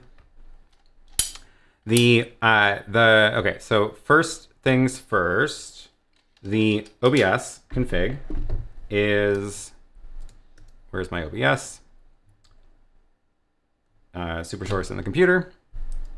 So here's my OBS window, and I've got see, this is actually on air, so I need to actually bring a chat message up. So I'll bring this one up. And now you can see it's in OBS here, right? And that's because I've got my overlay scene with a source, which is my overlay window. So if I go edit that, this is my URL. Now that you know the URL, you can just look at this anytime, and that's fine, I guess. If you type it into your browser, you will see the graphics as I'm switching them, which is kind of interesting. I set it to full 1920 by 1080, control audio via OBS. I don't need any custom CSS because it already is a transparent background. And control audio via OBS means that it will output audio, or it'll capture the audio from that browser source too. So here is the browser source. This is the scene. This is now on my computer and it's just sitting there. The trick is that I go up to here, Tools, click Deck Link Output, and I've got the, I finally found one of these used at like a reasonable price. So down here on my desk is this Ultrastudio 4K Mini. So this is plugged into Thunderbolt to the computer, and you can see it's got the little preview there because that is what is in OBS. So OBS is outputting to that device, and if you click this external keyer, it'll make it output the two signals over the graphics on one channel and the key on the other channel. So like if I click the stop button, you'll see that the graphics go away. And oh, that's interesting. I just realized that my colors shift a little bit because of that. I'm gonna have to look into that. So that is now going into the ATEM, and then in the ATEM control, it's on downstream key 2. So if I turn that off, downstream key 2 looks like this, where it is the fill source is the graphics and the key source is the graphics key, and it is pre-multiplied. And those are just labels for my inputs 8 and 6. Don't ask me why. It's 8 and 6. But those are the two HDMI inputs that I'm running through the converters, the Ultrastudio. And that is the workflow.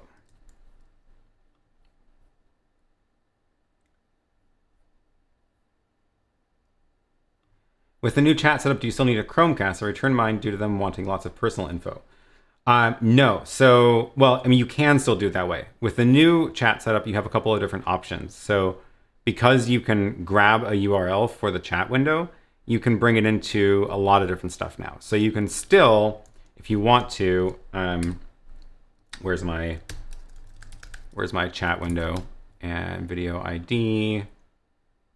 Oh, I lost it. Too many, there it is. So this is the chat window, right? It's just like, here's the regular one, but if I make this smaller, click this get overlay URL, this link, if I open that up, however you want to, you can get this into the into your ATEM. So you still have a bunch of options. Thank you for the super chat, Swag Magazine, appreciate it. So however you want to get this in to your ATEM, you can, which means you can still Chromecast it if you want. It'll work fine. You can cast just this window, and then you can go back here and control it remotely, which is cool. Or you could bring this into OBS and use OBS to output over HDMI through or SDI. You can bring this into your Lightstream Studio or any other software solutions that have a browser source input. So it's no longer, I would say, the way this worked previously where it's embedded here. It made a lot more sense to use a Chromecast for it, but you absolutely don't need a Chromecast. Oh yeah, the last one is, of course, if you just grab that URL, bring it up here, you could, of course, push it over into a second monitor. So like, let me see if I have enough hands to do this in an intelligent way. That's what I get for not mounting this camera. But like, here's this window. Let me get a chat message on it. So here's this chat window, and then this is my second monitor, right? So if that was going into the ATEM, I could just move that window over there, and then it's a little bit small, but full screen it. Oh, thanks for the super chat. But now that's in quote unquote in the ATEM, right? Philip says, here's a down payment for the flight case for you to take your much beefier studio rig on the road again, since it's clearly grown a bunch. Yep. That is, thanks for that. I appreciate it. I'm definitely curious what I'm going to end up taking because I've got quite a lot of stuff. But again, I'm thinking about a workflow where I only need to push in one or two camera feeds remotely into my studio and then doing all the mixing in the studio still. Are you streaming with OBS on your M1? I'm trying to find the best settings. It's been a little bit laggy. I'm not streaming from the M1. That's the trick. The ATEM is the one streaming. I'm just using OBS to grab the browser source and turn it into SDI.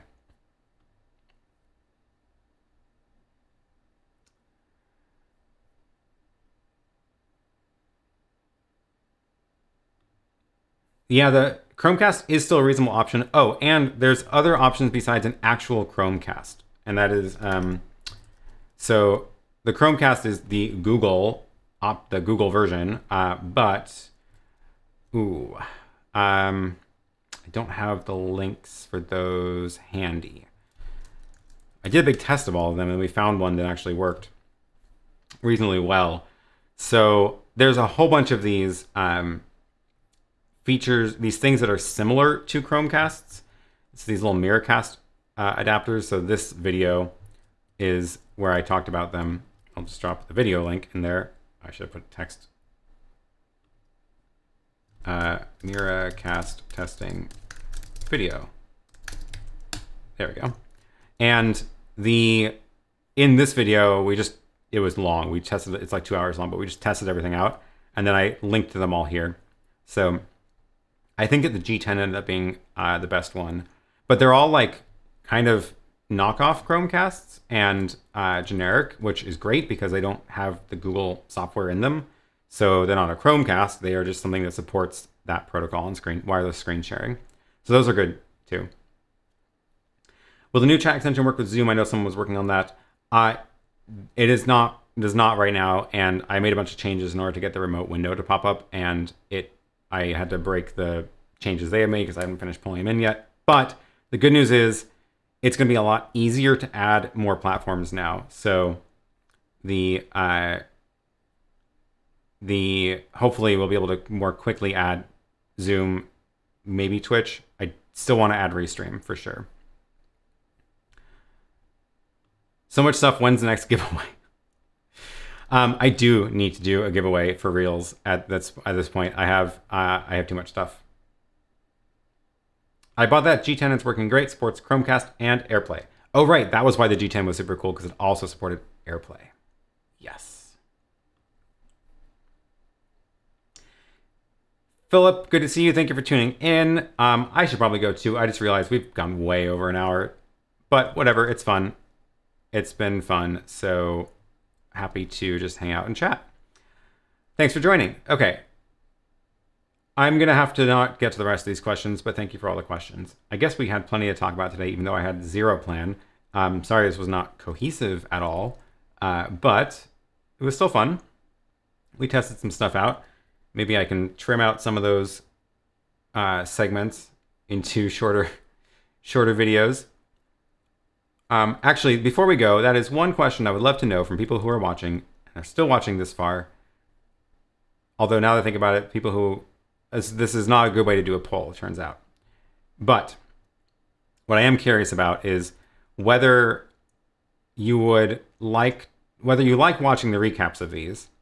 So I guess if you are watching a recap, do you like watching the full recaps of these and just having it on in the background or whatever it is? Or would you rather see sort of like a highlight reel? Because I've been thinking about doing is pulling out the segments where I demonstrate a particular thing, like I was showing XML workflows or or some of the ways I was using macros or whatever, you know, the little tour of the shelf. I've been thinking about pulling those out and making little shorter edited videos out of them.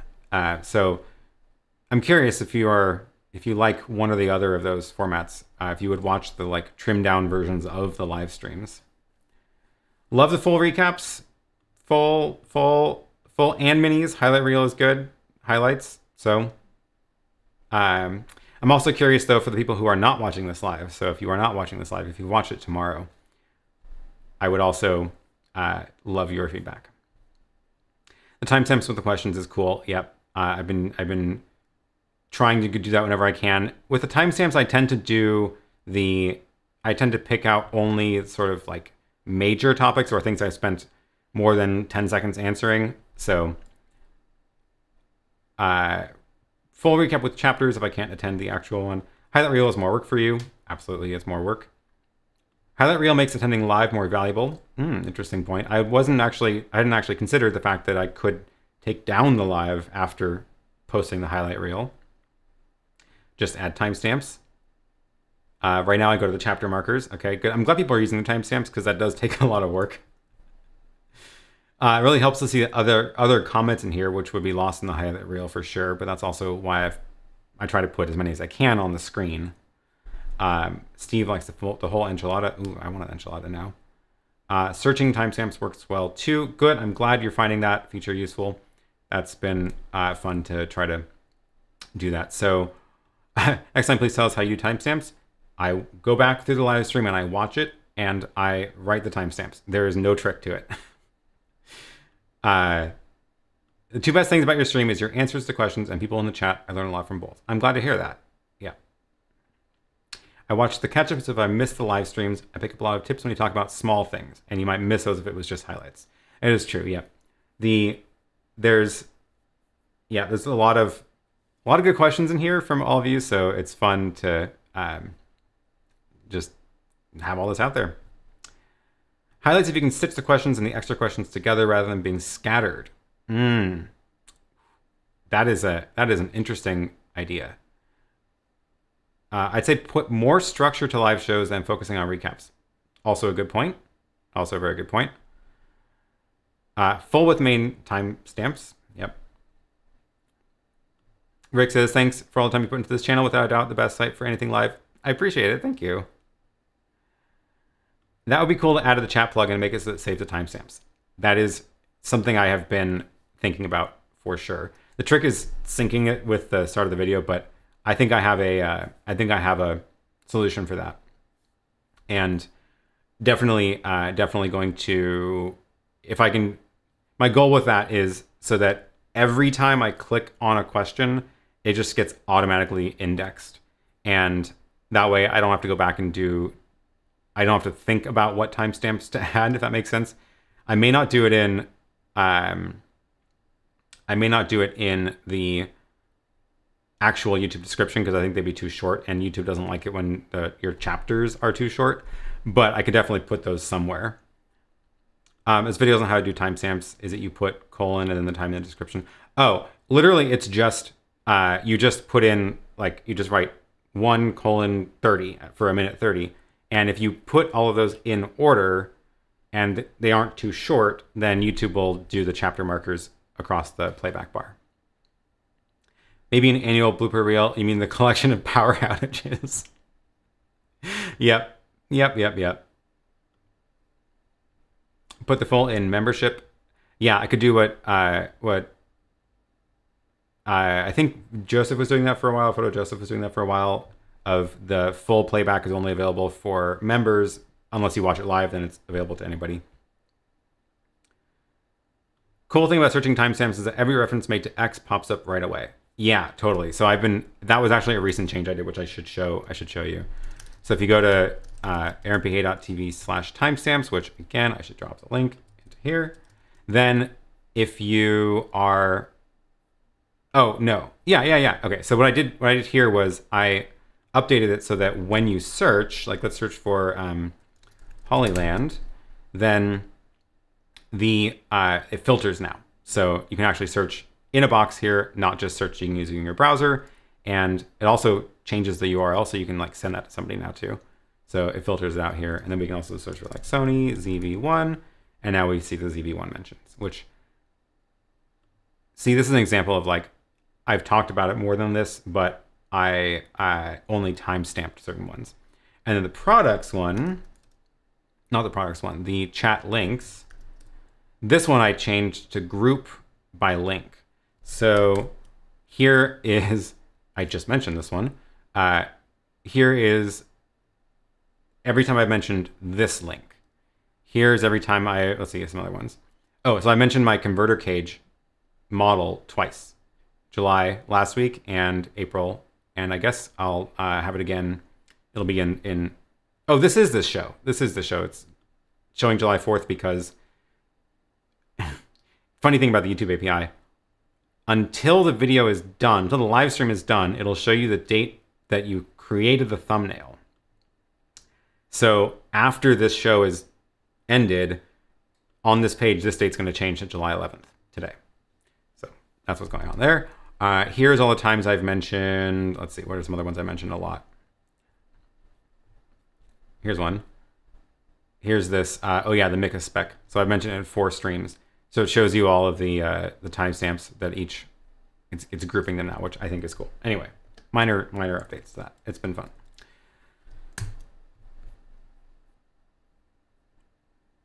Is all the equipment now connected to a UPS? It is. I have one at my desk here powering almost everything. I think it's not powering some sort of non-essential items, but it's powering enough that if the power goes away, like I can yank out the cord and I should still be on the air. At some point, I should try that. And then my network closet has 2 UPSs. One is for the camera system by itself, and one is for the networking gear to keep my internet working and keep the Wi-Fi up. Joseph has a whole live channel. Maybe you could think about that. I'm not actually convinced that's a good strategy. I don't think it's a good strategy.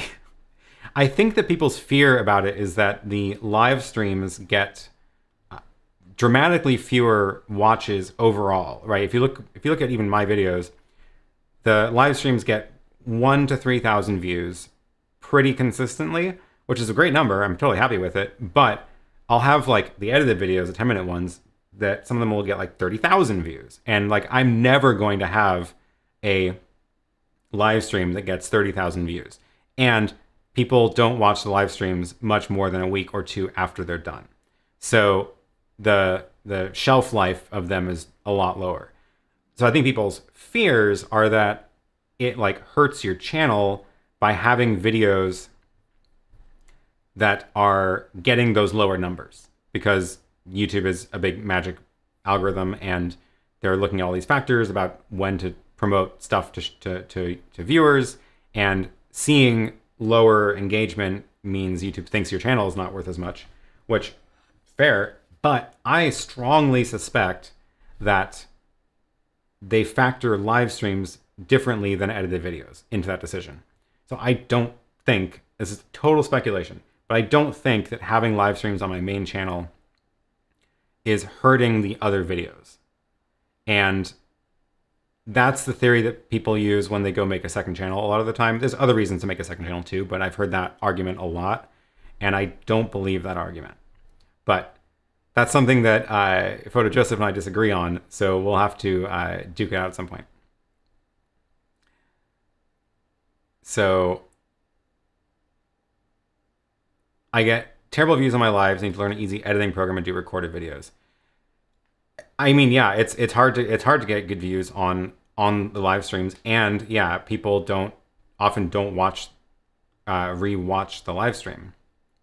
So the one thing you can do is, if you are comfortable in that format, which obviously not everybody is, but if you're comfortable in that format, you can use the ISO recording feature in your ATEM, or even just the recording feature in your ATEM, to record it and then do an edit off of that to maybe just tighten it up a little bit. And not simple but free DaVinci Resolve is a good option. And also not expensive is Final Cut, which a lot of people like as well. It's $300. Buy it once and you have it forever on Apple. And if you just do some cutting of that live stream, if you are reasonably, fluent in your live presentation anyway, you can turn it into a good edited show. The one thing that I'm worried about what my potential plan of doing edits out of my live shows is that no matter how much I edit them, they're not going to be as tightly edited as the edited videos I actually make and film separately. So those I am worried about hurting performance of other videos, because those will not show up as live streams. Those are going to look to YouTube like edited videos. So that's my gamble. And oh, you have a PC. So Resolve works on PC. I would first start with Resolve because it's free. They sell Resolve too. They sell a copy of it, but you don't need the paid features for most of what you'll be doing.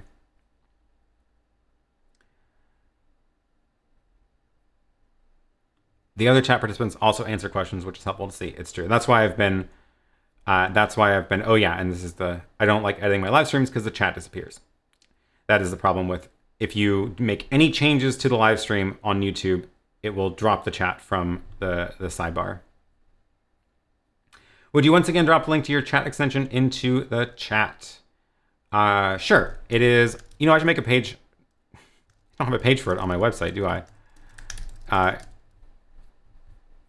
do not. So it is, I need to add it there. It is called Live Chat Overlay, and it is in the Chrome Web Store, and it is this link. So Live Chat Overlay, it's the one by me. Make sure you find that one.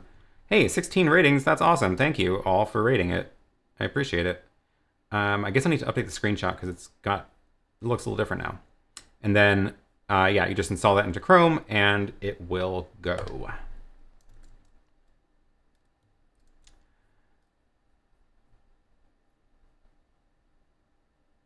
I saw a question here. Oh, I love the recaps if I have no time to see it live. Cool, yeah. Can't you capture the live chat as a file and add it back when editing? Well, what I mean is that YouTube will show you in the sidebar, it'll show the chat and it'll be synced to the player. So if you are looking back at a video, so if I just go to any one of my old videos, let's see, that one's live. So here's a video, and if I just go out of theater mode, so see how the replay is here? And if I jump over here, it's going to skip the chat to match. And that's what you lose if you edit the video. So if you edit the video, YouTube no longer shows the chat here. So yeah, if you capture the chat yourself, which is a couple ways to do it, a lot of challenges. You could superimpose it into your actual video if you want and like put it in a sidebar in your video, but it's not in the YouTube player anymore. But that's actually one of the reasons why I started doing chat on the screen, was because as I'm talking about questions, I want to make sure that you see what I'm talking about and I want to highlight it. I don't just want it to be in the sidebar on YouTube. So that was one of the reasons I started doing this in the first place. But also capturing the live chat as a file is not necessarily easy. Oh, and there's a Firefox version too. Yes, there is. I just searched for live chat overlay in the Firefox store. But thank you for the reminder. I need to go remind myself to create a page on aaronpk.tv, the links to that, because I've got all my videos here.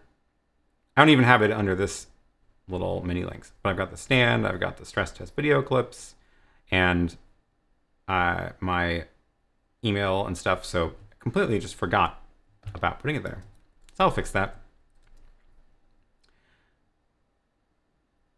So yeah, if you wanted to capture the live chat, the way I'm doing it, I'm actually using the API is to actually, I'm pulling them via the API into this little interface, which is my little secret page for managing the chat now. And that actually means that it's all in a database. So I actually do have a database with all the text in it, which is how I'm doing the chat links page. So when you're looking at this page, this is actually querying my local copy of the chat history of all the live streams. And then it is figuring out the time offsets to make timestamps to the video, et cetera, et cetera, et cetera. Anyway, that's why I started capturing that in a database. We've been going for almost 2 hours. We are ending it at 2 hours. Link to Firefox. I don't even remember, where is it? Firefox addons.mozilla.org, is that right? And let's see, live chat overlay. It is the first result for live chat overlay.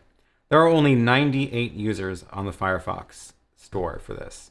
Fascinating. But here's the link, and let me get the nicer link without all the UTMs. So here's a link to the Firefox store. And that is the chat overlay plugin for Firefox. It should work the same way. And I think I updated it. Yes, I did. Okay, updated 8 days ago.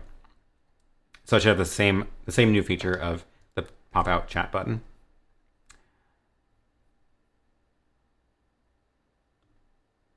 Impressive you can keep a live stream going that long. Yeah, impressive my voice is still working. UPS test on the way out. Why not? Why not? Okay, so what we're gonna do.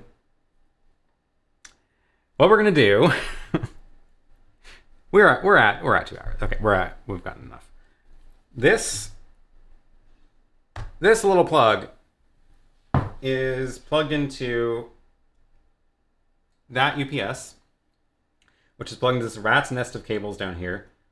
That power strip is on the UPS too, and then a couple of things are not on the UPS.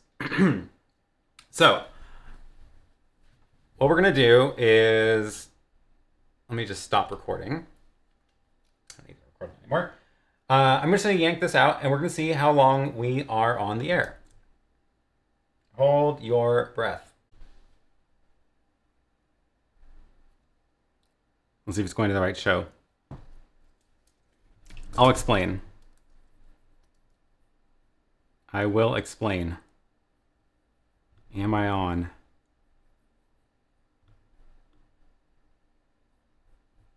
I should have known better. I'll explain what's happening in a second. Let's try this again. Everybody dropped off. Okay. So that was a fail, but let me explain what happened, because it actually was, it was not, that was not what was supposed to happen. We're going to do it again. So the problem was that during the heat wave, I switched what things were plugged into the UPS because I was using the UPS to shut everything down. So I wanted the network switch, which was the key component here. I wanted the network switch to be off during the heat wave. So I shut everything down by turning off the UPS with its own button. So when I yanked this out, the UPS was not, or the network switch was not on the UPS. So that's why my network connection died. And then I was like, oh, well, I can just plug it in to this thing instead, but I was out of ports. So I unplugged my computer instead, and then I'd reboot my computer. So total fail. One more time. This time it should work better because the network switch is on the UPS. So everything actually was working like expected. So, okay, here we go again. So I lost that. That was not on the UPS. I lost the StreamDeck. I think I lost the StreamDeck because it's plugged into the Raspberry Pi, but the Raspberry Pi is still on. My monitors are still on, and the ATEM is still on, and I'm still on the air. So this is now running 22 minutes. 22 minutes runtime on that. And I lost my Hyperdeck too. So I lost the Hyperdeck and I lost those monitors, but I can still run the stream from this. And my computer is still on, importantly. So as long as I don't do something stupid and unplug my computer, then I'm still on the air. So I've got 22 minutes of runtime on this now, and we are totally on battery power for this desk. The slightly unrealistic part. Oh, my lights are still on. Okay, I didn't even realize, but apparently my lights are on the UPS too. So the one thing that's not realistic about this is that in a real power outage, my room lights will go off. So those little lights will turn off, and the back lights and all that will all be off. But yeah, no companion can be difficult for live chat messages. Is that still working? It is still working, but I've lost the graphics Is my Raspberry Pi on? No, my Raspberry Pi is off. So yeah, now I'm really stuck. I have to go to, and my keyboard. Man, the Apple keyboards. I have to plug it into Lightning in order for it to sync it up. It's so annoying. Okay, so I have to go to my ATEM and turn that on. No companion. So my Raspberry Pi apparently is not plugged into the UPS. This is the best for the blooper reel. I'm crying with laughter so much. I was dying too. Still holding my breath. Do you have a recording on the ZV-1? I was not recording that, unfortunately. None of that was recorded. Say, I'll be back before unplugging. Always good to test some things, yeah. So, right before pulling the plug, I noticed you said there are a few things that are not plugged into the UPS. And I learned that one of those things was the network switch. So, that's fixed. Anyway, we're still on battery power. Still got 20 minutes remaining, but we're not going to run it down. And the good news is this works. So that's very, very cool. That is what I call a cliffhanger. Yep. So if you're watching the recording, YouTube is going to trim out the gap and you're not going to have seen any of that really. It's going to look like I pulled out the plug and then I was back online. So fun times. But everything came back up pretty nicely. Oh, and also when I pulled out the plug when I tried to plug my computer back in, the power cord for the ATEM fell out also. So it was just it was just a mess. But now everything is set up right. And I have lost my StreamDeck and I've lost the Hyperdeck and I've lost my little 2 monitors, but not bad. Thank you for a really dramatic finish. No other stream has your power testing capability. Yes. Okay. I'm going to end on that note, and we are going to end with, I don't have my Stream Deck buttons. So what we're going to do is end with the little, the credits. Is that going to work? It's going to work. All right. We're going to wrap this up. Thank you all for the super chats. I appreciate it. Thanks, Graham, for the super chat right now. That was fun. That was a good test. And yes, that was on purpose. And I'm glad I did at the end. But hey, we learned some things. Don't forget to give this video a thumbs up. And thank you all. And I will see you next time.